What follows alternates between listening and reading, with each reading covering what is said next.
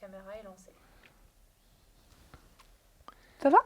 Ben oui, On très discute tous bien. les deux. Hein. On est très content d'être sur notre plateau. Ah, mais on est très très très content d'être sur le plateau du théâtre du Balcon en Avignon, et en plus Tout ça à rime, fait.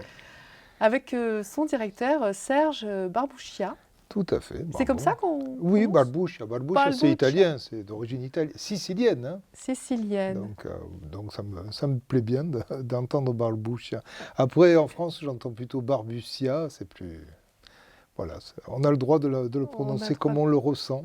D'accord, d'accord. Voilà. Alors vous êtes directeur du théâtre du Balcon depuis combien de temps? Ah! Alors là, c'est la chose la plus dure à faire dans nos métiers, c'est de se tourner. Vers le Ouais, passé, moi je regarde oui. toujours devant moi, donc, parce que notre préoccupation est toujours, c'est d'avoir des projets, c'est d'imaginer l'avenir, donc évidemment, bon, je sais que ça fait plus de 40 ans. On l'a créé, j'ai été le fondateur de ce théâtre. D'accord. Voilà, donc c'était... En fait, on a créé ce théâtre parce que j'avais besoin de travailler, je voulais rester dans ma région. Et donc, en créant un théâtre, je crée l'outil pour travailler. Voilà, donc c'est un outil de travail. Je tiens à le dire parce qu'en fait, souvent, le mot théâtre, c'est un endroit où, Oui, c'est du où travail, nous hein. répétons, c'est un outil, c'est un outil.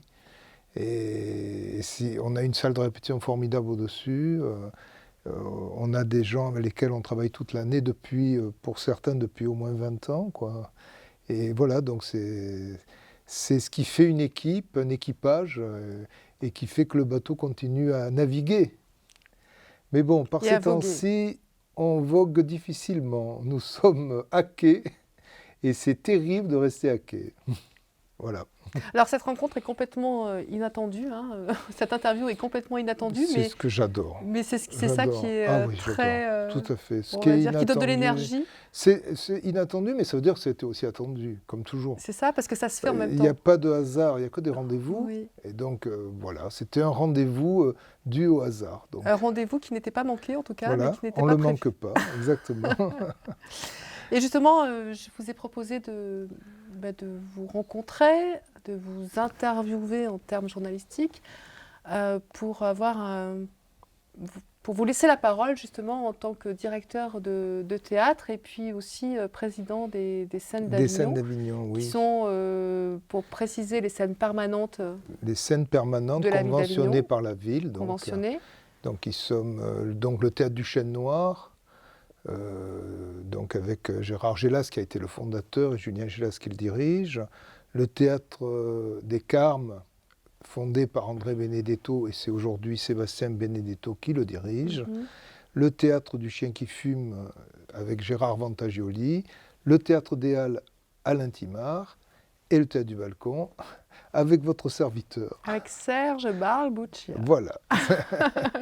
Donc voilà, on est là et ces 5 théâtres, nous sommes réunis et nous organisons un certain nombre d'actions. Et entre autres, l'année dernière, pendant ce festival qui n'existait plus, nous avions mis en place un projet qui s'appelait Le Souffle d'Avignon. Ça a été magnifique, dans le cloître du Palais des Papes. Et ça a été, heureusement, finalement, dans ce moment tellement terrible, où le festival, pour la première fois, s'arrêtait. Donc c'était quand même la première fois qu'on vivait ça. On a pu aller un peu comme, pour les Marseillais, un peu comme les baleines qui sont rentrées dans les goudes lorsque le confinement a démarré. Nous étions les baleines. On est allé dans le Palais des Papes et on a pu mener une action. Et on a eu la chance d'avoir, à la fin, pour la journée de clôture, on jouait les Marseillais de Valetti. Il y avait sur le plateau Ariane Ascaride, Philippe Cobert, Bruno Raffaelli, Laurent Montel, enfin on était une ribambelle, et Gilbert Barba, que vous connaissez. Et nous avions Madame la Ministre, nous avions Olivier Py dans les spectateurs qui venaient pour la soirée de clôture du Souffle. Donc c'était quand même un grand événement. Et avec une pièce que Valetti, Serge Valetti, l'auteur, donc, a adaptée à partir d'un texte d'Aristophane. Et c'était vraiment impressionnant, ça s'appelait Les Marseillais. Et on pouvait imaginer que c'était assez... Ça donnait déjà une espèce de note sur ce qui s'est passé ensuite à Marseille quelques années après. Enfin non, quelques mois après, pardon. Je dis quelques années, non, c'était quelques mois. Voilà. D'accord. Vous voulez aller plus loin ou... Ou Non, ça reste là? on va en rester là. Ouais. Comment vous vivez cette période en tant qu'artiste, metteur en scène, directeur de théâtre, impulseur Je aussi crois d'énergie, que... Et puis un être humain, quoi. et C'est puis un pas- être humain à la Parce base? qu'après tout, je ne sais pas si... Moi, je vis comme tous les autres, quoi. C'est pas, je ne suis pas ni plus ni moins que ce que je croise tous les jours. Donc, je suis très, très désemparé par la situation, sidéré par les décisions. Voilà, donc c'est peut-être les premiers mots qui me viennent. Euh, je ne comprends pas bien pourquoi on ferme ceci, on ouvre cela. Quelle société on veut laisser apparaître au final? Est-ce qu'il y a un projet ou est-ce qu'il n'y en a pas? La question reste, pour moi, elle reste entière. Évidemment, je ne veux pas rentrer dans tous les sujets. Alors, le grand mot complotiste, parce qu'il est terriblement dangereux. Il n'empêche qu'il y a quelque chose qui me semble, en tout cas dans les réponses qui sont données, totalement inadéquation, voilà, je cherchais le mot, avec ce qu'on devrait faire, totalement en dehors. S'oppose totalement avec ce qui devrait être fait aujourd'hui et en essayant de penser lorsqu'on parle de la santé, puisque c'est de la santé qu'il s'agit, à la définition de la santé par l'OMS. Donc quand même l'OMS décide de définir comme ça en 3 mots qu'est-ce que c'est la santé. La santé, on apprend, c'est un état de bien-être physique, psychologique, social. Et ce n'est pas seulement l'absence de maladie ou d'infirmité. Donc, c'est quoi de vouloir totalement supprimer cet état de bien-être au profit de régler uniquement le rapport à la maladie? Ça me fait très peur. Voilà, j'avoue que je suis un peu effrayé et je pense qu'aujourd'hui, comme nous l'avions fait ici en octobre, nous avions la possibilité d'ouvrir, par exemple, nos salles, d'ouvrir les musées, d'ouvrir tous les endroits où les gens ont besoin d'aller pour continuer à vivre, simplement. Ça fait partie de la vie sociale. Bientôt les terrasses des cafés, au moins ça. Parce qu'ils ont besoin de ça pour se rencontrer, pour continuer à s'exprimer, pour dialoguer. Et tout ça, je ne sais pas, ça nous est totalement exclu. On a l'impression qu'on n'est plus que des machines à consommer, à manger, à travailler, et puis qu'on n'a plus tout le reste. Et je pense que c'est extrêmement grave pour l'avenir. Et en devenir d'isolement aussi, puisqu'il n'y a plus de liens sociaux. Et on fait partie des gens qui avons la chance de garder encore du rapport social, oui, de continuer à travailler, puisque vous voyez, je suis aujourd'hui au boulot, oui, et je suis avec des gens qui travaillent. On a la chance de faire partie de ceux qui sont encore dans le travail. Et d'avoir un super plateau aujourd'hui aussi, en plus. Mais quand j'imagine les gens qui sont dans des petits espaces, avec des difficultés sociales, avec l'angoisse d'un avenir qu'ils n'arrivent plus à imaginer, je ne dis même pas à construire, mais même à imaginer, eh bien moi, je suis effrayé par ça. On ne peut pas faire ça à des gens. Parce que y a un facteur psychologique qui va être terrible. C'est un conditionnement compliqué. Totalement. Et en même temps, tout à l'heure, vous disiez de cette personne-là, de ce témoignage que vous avez eu, une personne qui ne vient jamais au théâtre et qui vous attend un matin pour vous rencontrer, pour vous dire bonjour. Et son seul espoir, c'est de venir pour la première fois de sa vie dans ce théâtre. Formidable. C'est-à-dire c'est quelqu'un qui nous a toujours vus travailler, donc qui connaissait le théâtre, mais de l'extérieur, comme beaucoup. Hein. Les gens voyaient bien qu'on vu les fils de... C'est quand même un théâtre qui est couru. Quelquefois, on a toute la rue qui est pleine de spectateurs qui attendent pour rentrer. Donc, qui a vu ça depuis des années et qui, jusque-là, ne s'était pas interrogé, ni même n'avait pas pris la décision de venir voir un spectacle. Et elle m'arrête en me disant, mais je sais tout ce que vous avez fait depuis tellement d'années et maintenant, dès que vous allez rouvrir, je viendrai. Je serai là, je vous quitterai plus, je viendrai voir vos spectacles. Parce qu'elle sentait tout à coup, peut-être que dans cette rupture qui s'imposait, elle sentait combien elle avait besoin. Cette nécessité de retrouver un lien. Besoin que ça existe. C'est pas forcément... C'est là aussi qu'on n'est pas dans... Le rapport qu'on entretient n'est pas uniquement... L'important, c'est que ça existe. À la limite, qu'il n'y ait pas de spectateurs, mais que ça existe, qu'on continue à imaginer qu'il y a des créateurs, qu'il y a des gens qui rêvent le monde. Je veux dire, l'homme préhistorique écrivait sur les grottes. On doit laisser des traces. Une civilisation qui ne laisse aucune trace est une civilisation perdue. Donc ces traces-là, elle sait qu'elles doivent exister. Tout le monde ne va pas voir les graffitis dans les grottes. Tout le monde ne va pas comprendre ce qui se passe dans une grotte. Mais ce qui reste de ces graffitis est essentiel à l'avenir. L'avenir est fait du passé. On ne peut pas imaginer l'avenir sans le passé. Et donc là, aujourd'hui, on est dans un état de sidération. C'est réel.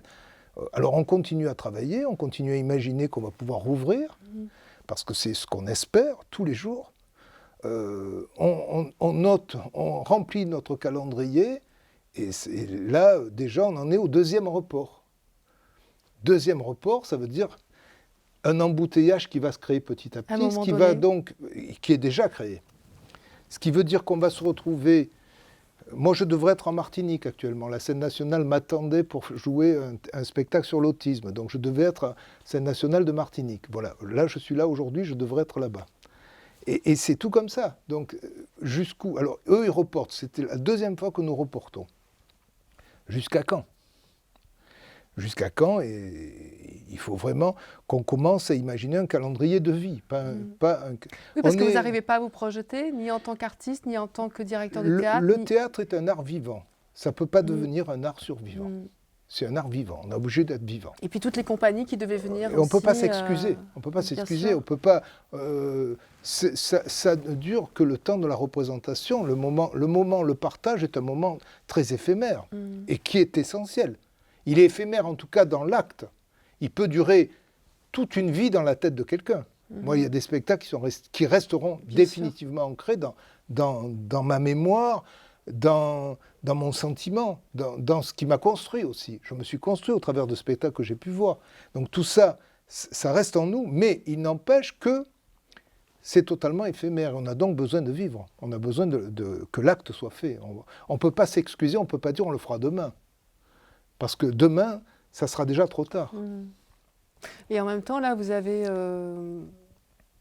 proposé des créations, on va dire, diffusées en direct, notamment lors du festival d'hiver, notamment vos propres créations. Tout à fait. Que ressortez-vous de cette expérience-là? Écoutez, je trouvais que c'était de la part de Cécile Lehel un acte formidable, parce qu'elle a fait le choix, elle nous a dit non, c'est le premier rendez-vous d'Avignonnet, le Festival, et elle nous a dit on va pas annuler ce premier rendez-vous, c'est donner un signe terrible à l'année 2021. Et je trouvais que c'était juste. Je n'étais pas forcément d'accord au départ, mais je trouvais d'abord que c'était très généreux de sa part, et qu'elle positionnait clairement une manière de regarder la tête haute un moment tellement difficile. Donc on est resté à la tête haute en jouant notre spectacle. Alors, on avait un public de professionnels qui est venu, donc il y avait un petit public, parce que c'est difficile de jouer un spectacle devant personne, et puis on avait des caméras qui venaient filmer. Après, je vais vous dire, pour moi le théâtre, ça ressemble beaucoup à la cuisine. Vous ne pourrez jamais inviter quelqu'un chez vous en lui disant « écoutez, voilà, je vous invite à manger ». Voilà le repas que vous auriez pu manger, vous montrez l'écran. C'est pas possible, ça ne marche pas. C'est beau à voir, on va voir tout ce qu'on aurait pu manger, mais on ne mange rien. Et le théâtre, c'est un rapport vraiment de chair à chair, c'est une rencontre vraiment physique. Donc je ne suis pas totalement emballé par le fait de proposer au public de venir voir nos spectacles au travers d'un écran. Alors je me suis beaucoup amusé à ce moment-là, j'avais proposé au public de sortir de chez eux, de s'habiller, de sortir de chez eux, de sonner à leur porte, de rentrer, de numéroter leur chaise et de faire passer une bande-annonce en disant merci de couper votre téléphone portable. Voilà. Histoire de sacraliser quand même le moment de la rencontre comme s'ils étaient au théâtre. Voilà, bon, en espérant que ça ne les a pas attristés plus qu'il ne fallait, parce qu'en même temps c'est triste de se dire qu'on va aller au théâtre chez soi, dans sa cuisine. Bon, j'aurais préféré les avoir ici, quoi. Voilà. Comment définissez-vous l'état d'esprit de ce théâtre, le théâtre du balcon? C'est un théâtre de création? C'est un théâtre de résidence? Alors moi je déteste ça, c'est un théâtre. C'est un théâtre. C'est un théâtre, je trouve, qui se définit déjà par son mot, par un théâtre, ce qui veut dire que tout le reste est totalement inclus. Il n'y a pas d'exclusion, c'est que des inclusions. D'accord. C'est tout ce que vous voulez y mettre, j'y mets tout ce que vous voulez. Je n'exclus rien. Et qu'est-ce que vous y mettez alors?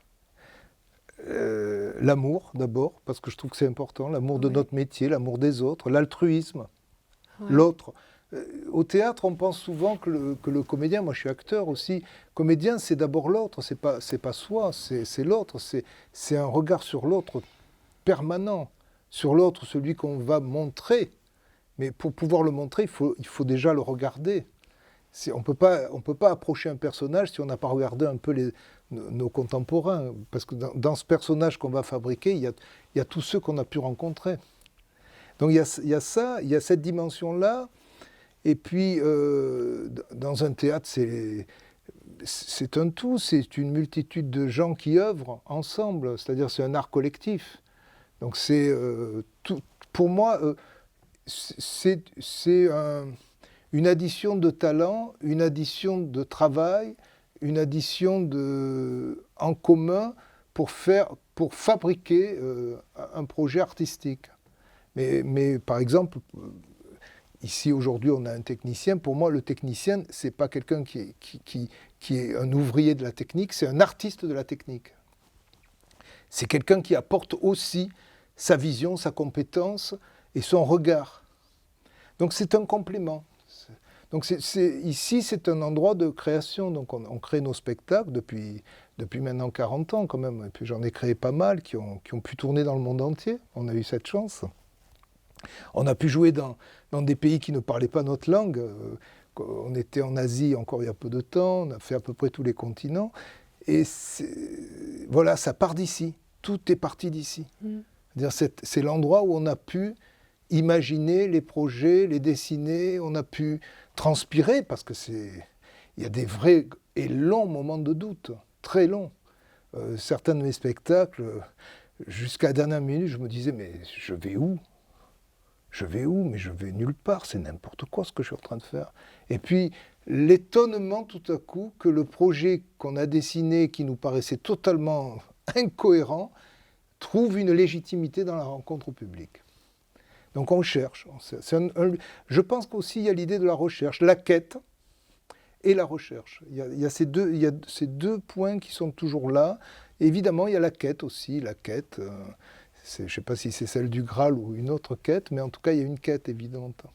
Et en même temps, vous parlez du doute, mais heureusement qu'il y a du doute, parce que ça permet de grandir. C'est la base absolue. Oui. Si on ne doute pas, on ne peut pas avancer. Oui. C'est la base. D'ailleurs, si on ne doute pas, moi je serais trop feignant. Si je ne doute pas, j'arrête. Parce que je n'aurais pas besoin de me fatiguer. Je me dirais, bon, ça y est, c'est pas, acquis, je suis sûr. Bon, sûr de moi. C'est le doute qui me fait bosser. Bien sûr. Si j'étais pas mort de trouille chaque fois que je fais un projet, je bosserais plus. Comme je suis plutôt... je préférerais ne rien faire. Donc, pour me donner envie de travailler, heureusement, c'est cette angoisse d'un jour de rencontrer à nouveau le public qui me mène à travailler, à creuser. Et puis pour sortir comme ça, petite chose, on ne sait jamais exactement ce qu'on va sortir, quoi. Vous êtes prêt pour accueillir le public aujourd'hui? Ah, mais même hier. Même avant-hier. Même avant-hier. On est déjà prêt depuis longtemps. Ouais. Ah, on en a besoin. Il est triste, le théâtre, là. Quand je regarde mes fauteuils vides... Des fois, je suis un peu... C'est difficile, hein. Des moments, j'ai presque envie de pleurer. Quand j'arrive dans la salle, et ce vide est difficile à supporter. Donc c'est vrai qu'on a envie de voir... je veux dire, les fauteuils, ils ont besoin... Ils parlent aussi, les fauteuils. Alors d'ailleurs, je crois que ces fauteuils sont quand même assez historiques. Ah, ceux-là, ils sont historiques. Ceux-là, oui, vous nous racontez ça pour terminer cette rencontre? C'est quand j'ai quitté Marseille, donc il y a plus de 40 ans, c'est l'opéra de Marseille qui voulait s'en séparer, qui m'a dit, tiens, tu peux les prendre. Ils étaient dans un triste état, et donc c'est des fauteuils qui appartenaient à l'Opéra de Marseille que j'ai fait totalement restaurer. D'accord. Et c'est un petit peu mes 2 fauteuils de Marseille qui sont venus jusqu'à Avignon. Ils sont venus à Avignon pour continuer un petit parcours avec moi. Voilà. Voilà, donc c'est un hommage aussi à René Murat, parce que René Murat était directeur de l'Office culturel et il a connu mes tout débuts, alors quand j'étais dans les quartiers nord de Marseille, parce que moi j'ai commencé le théâtre dans les quartiers nord, puisque j'habitais moi-même les quartiers nord de Marseille. Et donc, et c'est vrai que lorsqu'il a su que je partais sur Avignon, que j'avais décidé de m'installer à Avignon, il m'a proposé il m'a dit, mais j'ai 2 fauteuils qu'on va jeter, parce qu'il voulait les jeter. Est-ce que ça t'intéresse? Ah, j'ai dit, oh, ces 2 fauteuils, je les adorais, donc je les ai pris, je les ai restaurés. Voilà, donc, et ils restent au balcon. Vous voyez, il y a 40 ans qu'ils font leur boulot. Voilà. Merci beaucoup. Merci pour ce moment imprévu. Tout à fait. Merci pour cette rencontre. Merci à vous aussi. Je suis ravi de vous accueillir. Puis vous avez fait vivre pendant quelques instants ce plateau. Merci. Et je crois qu'il en est très heureux. Mais nous aussi, parce que c'est quand même incroyable cette énergie que l'on peut ressentir quand on est dans un théâtre. Ah oui, mais ça revigore en fait. C'est un endroit... Oui, il y a beaucoup de force ici. Ouais, Et puis, c'est dans le détail. Si un jour je vous ferai visiter tout l'espace, c'est assez grand. Ici, c'est qu'une petite partie du théâtre. Tous les espaces sont pensés. L'espace ici est habité. Et c'est ce qui fait qu'on est dans un lieu qui est pas neutre. Il n'est jamais neutre. Mais on sent une force. Évidemment. Mais elle est là. On va la garder alors. Merci beaucoup. Merci.